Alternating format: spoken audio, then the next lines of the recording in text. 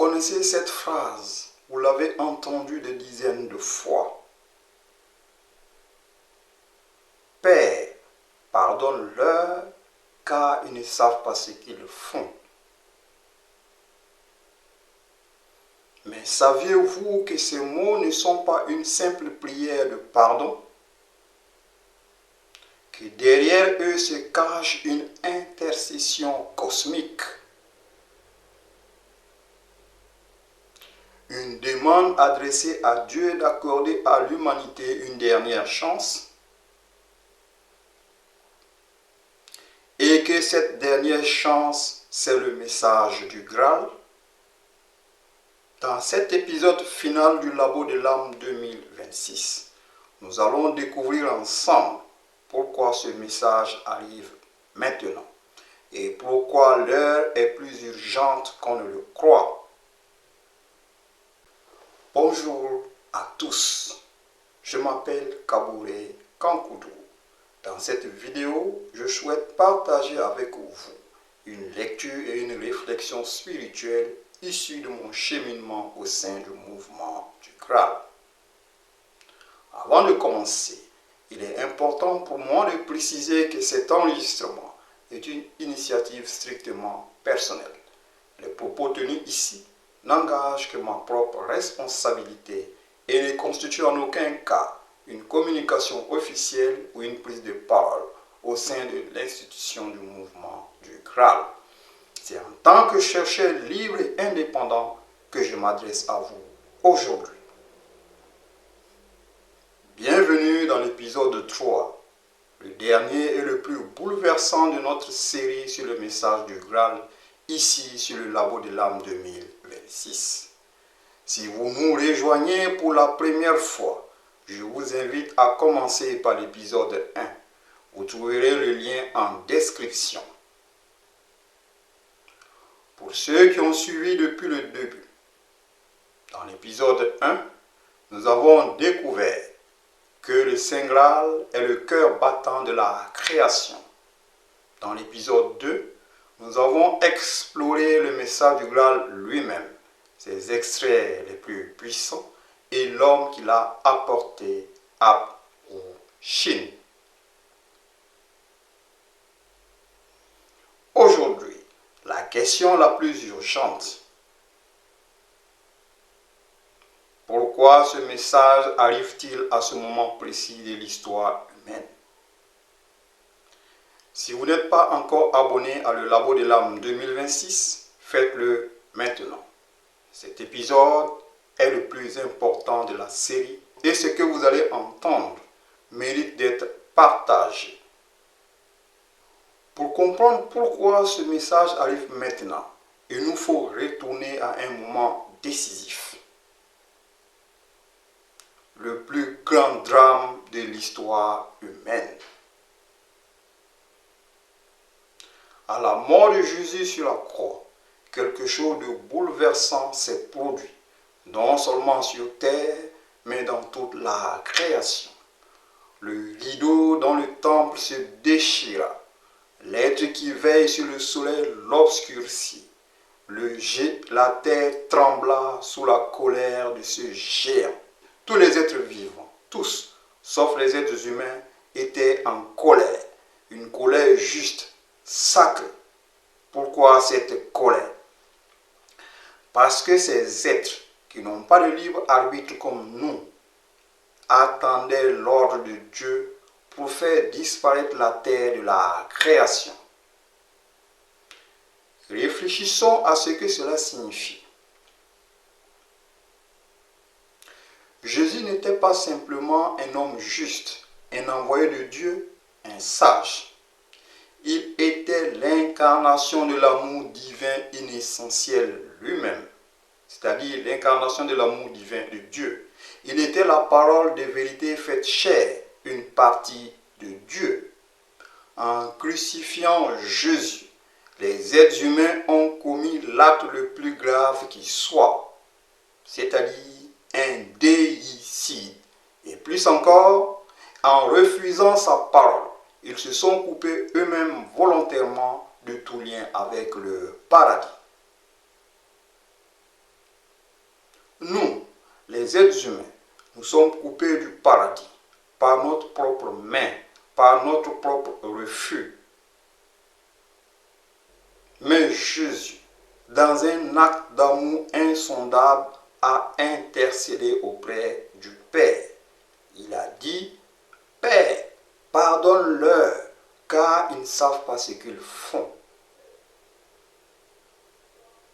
Ces mots ne sont pas une formule de politesse. Ils ne sont pas une simple prière de pardon.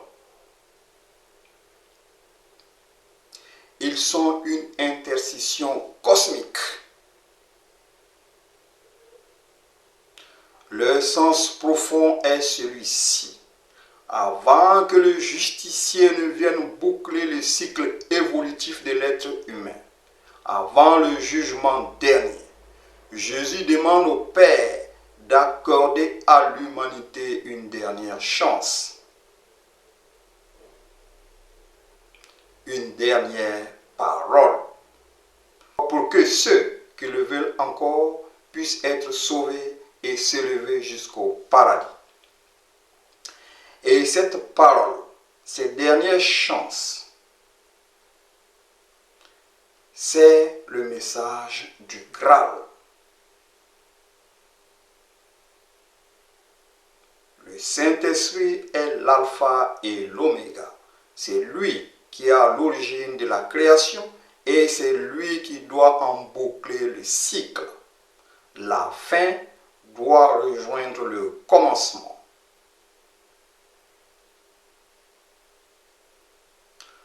Nous vivons ce temps. Nous sommes dans ce temps. Le temps où les ténèbres sont harcelées de toutes parts. Le temps où chaque âme doit choisir sa direction. C'est pour cela que le labo de l'âme 2026 existe. Pour que cette direction soit éclairée pour vous. Conférence 32, tome 1, page 206 ou 208 et conférence 8, tome 1, page 56 ou 58. Écoutons ce que nous dit Abd Kou-Shin. Premier extrait. Au sommet de toute la création, dans la proximité rayonnante de Dieu, s'élève le manoir du Graal en tant que temple de la lumière. Il y régnait une profonde affliction au sujet des êtres humains égarés dans leur profondeur, dans leur aveugle prétention à vouloir tout mieux savoir.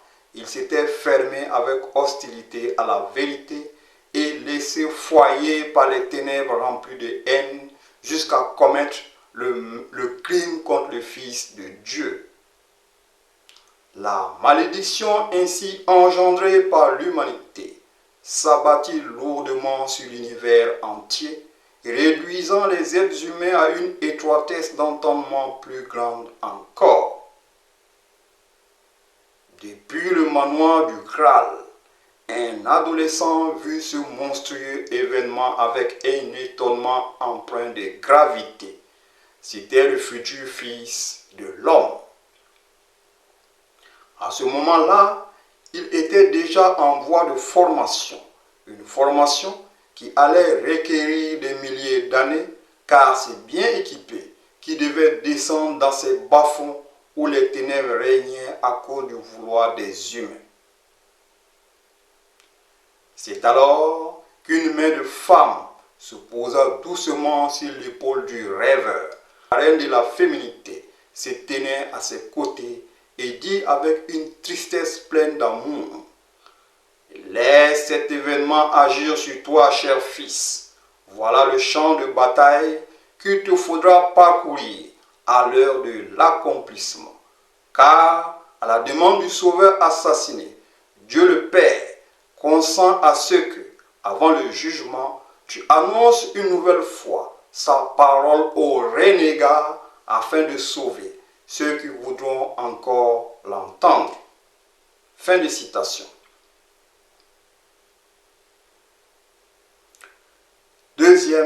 extrait. Le temps est venu où les êtres humains doivent en acquérir le savoir afin de parvenir à reconnaître en une entière conviction l'activité de Dieu qui s'exprime dans son œuvre.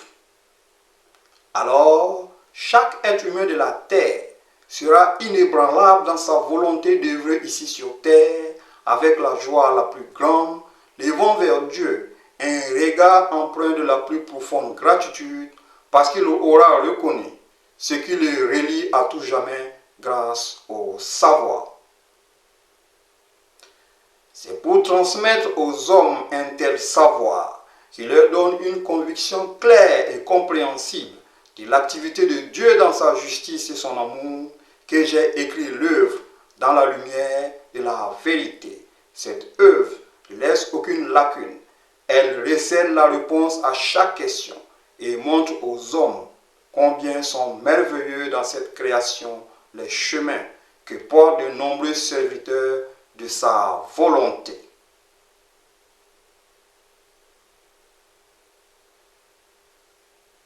Mais Dieu seul est saint. Fin de citation. Si ce que vous venez d'entendre vous touche, partagez cette vidéo maintenant avec une seule personne qui cherche des réponses. Une seule, ce geste simple pourrait changer sa vie. Et abonnez-vous à le Labo de l'âme 2026 si ce n'est pas encore fait. Nous voici au terme de cette série. 3 épisodes, 3 questions fondamentales. Qu'est-ce que le Saint Graal? Qu'est-ce que le message du Graal? Pourquoi ce message aujourd'hui? Le message du Graal nous permet de mieux nous connaître en tant qu'esprit. Il répond à ces questions que nous portons en silence. Pourquoi suis-je sur terre? D'où est-ce que je viens? Où vais-je après la mort? Pourquoi suis-je né dans ce pays, sur ce continent, avec cette couleur de peau? Ce message est la dernière bouée de sauvetage offerte à l'être humain. Ce n'est pas une menace, c'est un appel à la conscience, un appel à l'éveil. Si vous ressentez quelque chose en ce moment, une curiosité, une inquiétude, un élan vers quelque chose de plus grand,